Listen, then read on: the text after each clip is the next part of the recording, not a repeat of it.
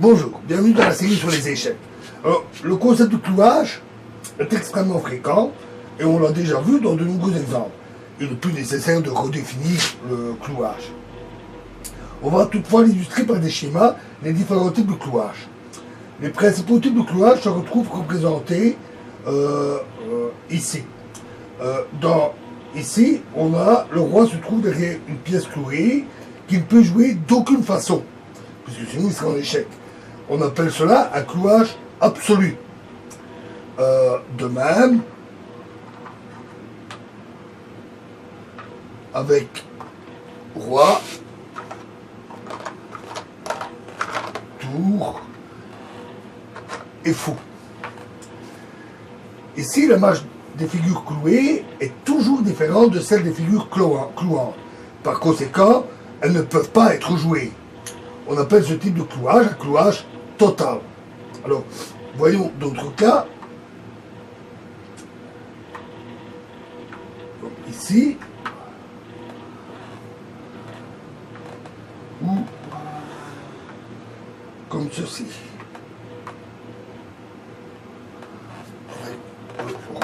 Ici. Alors, ici, la marge des figures clouées et celle des figures clouantes est identique. Le clouage n'est pas total car la figure clouante peut se déplacer dans la direction de la figure clouante ou la prendre. Il s'agit d'un clouage partiel.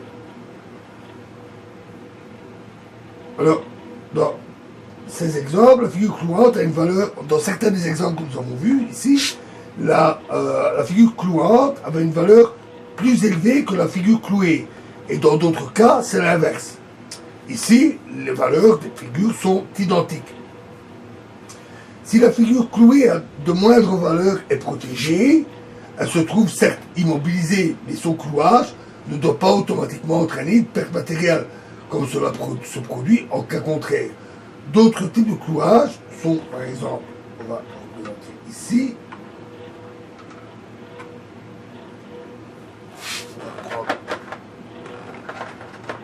un autre fou.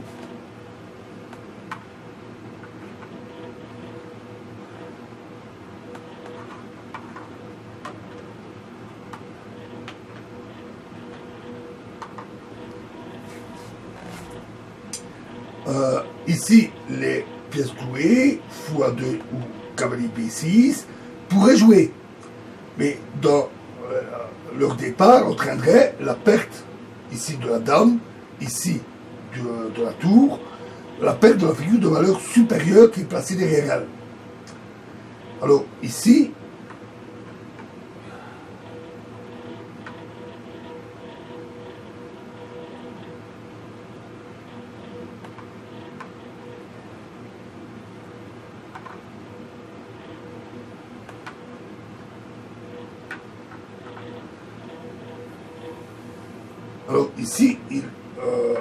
pas le roi, mais la dame.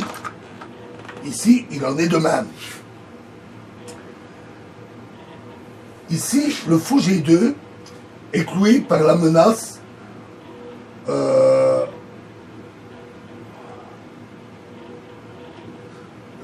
ici, le fou G2 est cloué par la menace s'il bouge, tour G1, échec et mat. On appelle un tel clouage un clouage relatif. Un clouage relatif partiel peut se produire quand les figures clouées et clouantes ont une marche identique. À l'exception du roi, n'importe quelle pièce peut être clouée. Le clouage, alors, le roi lui-même ne peut pas être cloué puisqu'il serait alors en échec. Le clouage n'est toutefois possible que par une figure de marche rectiligne. Dame, tour, fou, à l'exclusion du cavalier ou du pion. Le pion ne se déplaçant pas comme de la manière qu'il prend, et le cavalier, avec sa marque particulière, ne peut réaliser un clouage. Il peut être cloué, mais ne peut pas réaliser un clouage. On va se pencher maintenant sur la naissance du clouage. Les façons dont le clouage d'une pièce adverse peuvent être effectuées. Il y en a plusieurs. On peut installer une de ses propres figures pour réaliser le clouage. On peut aussi attirer une pièce adverse pour qu'elle soit clouée. on peut aussi attirer le roi adverse de manière à avoir un clouage. On peut ouvrir la route à la pièce qui effectue le clouage.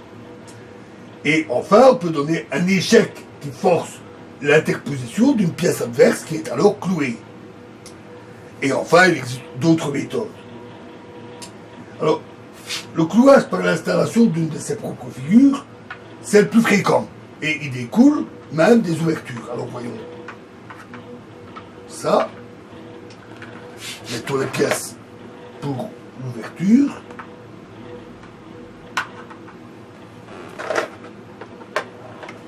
Voilà, quelques pièces à mettre.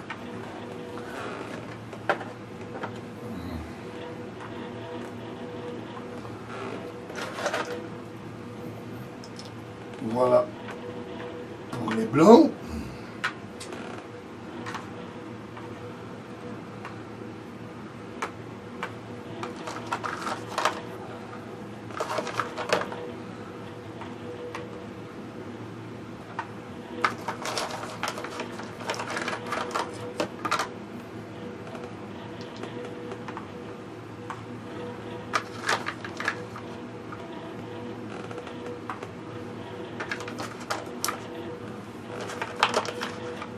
Et voilà pour les noirs. Alors, par exemple, ce n'est qu'un exemple, on le rencontre très fréquemment dans de nombreuses ouvertures, sur D4, D5, C4, donc le gambit de la dame, E6, refusé, cavalier C3, cavalier F6, et maintenant le coup de développement le plus classique est fou G5, qui représente alors un clouage relatif du cavalier, puisque la dame est derrière, donc le cavalier est cloué, mais le cavalier pourrait quand même jouer, éventuellement près de la paire de la dame, puisqu'il n'y a pas d'échec ici, donc le cavalier peut quand même jouer d'après les règles. Alors, nous allons voir un exemple pratique de ce système dans la prochaine vidéo. Je vous remercie.